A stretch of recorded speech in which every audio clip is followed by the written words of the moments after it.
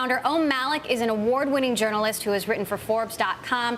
He helps shape how tech is covered and recently broke news on Facebook's partnership deal with online music provider Spotify. Great to have you here on Bloomberg. Wes, been wanting to get you on the show. You broke a story earlier this week about Facebook partnering with Spotify. What can you tell us about that and other music services that may be talking to Facebook as well? So I think just like games and communications, music is a very social activity. Music and media, which is movies, books, so on and so forth. And I think music in specific is very social activity.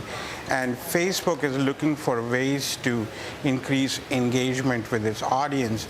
And I think that is why they will find a much deeper integration with Spotify. And for Spotify, Facebook will provide almost like an, turbocharge when they launch in the US in about maybe 10 days, like 10, 20 That's days. soon. Like, yeah, we just broke the story sometime middle of July, which is somewhere between July 10th to July 17th, you'll expect news from Spotify.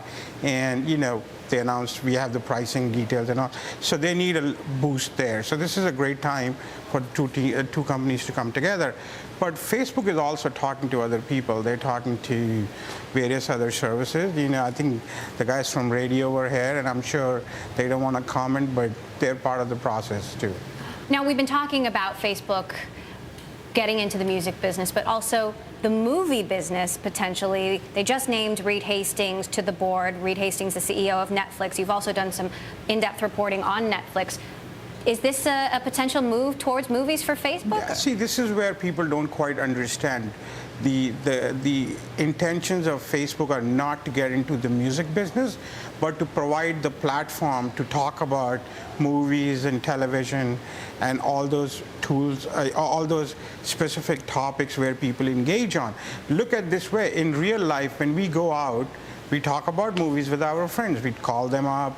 We talk when you're in the restaurant. We are doing the exact same thing on Facebook, just like when it comes to music. We talk about music with our friends. We go see concerts. It's a very social activity.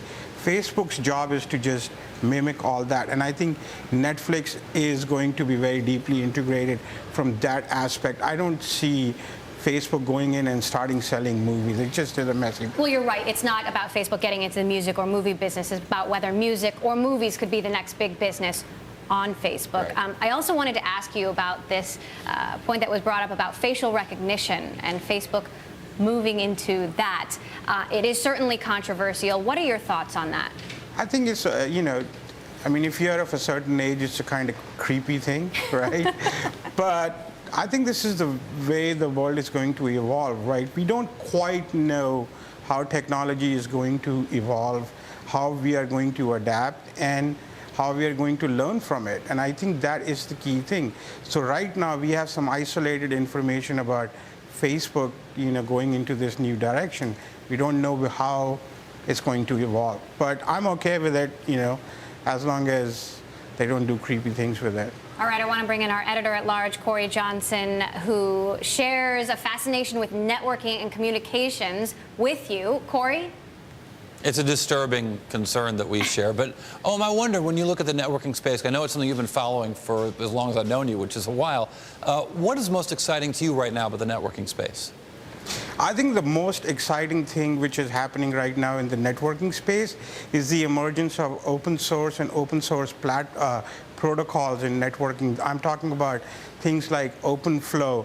They have the possibility of disrupting the entire, ecosystem of networking. As much as Huawei and ZTE went after the economics of networks, the OpenFlow will actually create a whole new level of innovation in coming years. I don't understand. What is it? So OpenFlow is a new way of, think about this way, that if you were to create a new switch or a new router, you wouldn't have to worry too much about creating your proprietary standards and operating systems. Now, this is a more open source kind of approach to creating networking equipment. There's companies like Nicira, Big Switch Networks, who are kind of embracing this. And this is basically will lower the cost and create new kind of innovations. And this is a big wave which is coming. We've been writing about it. This weekend we will have some stuff.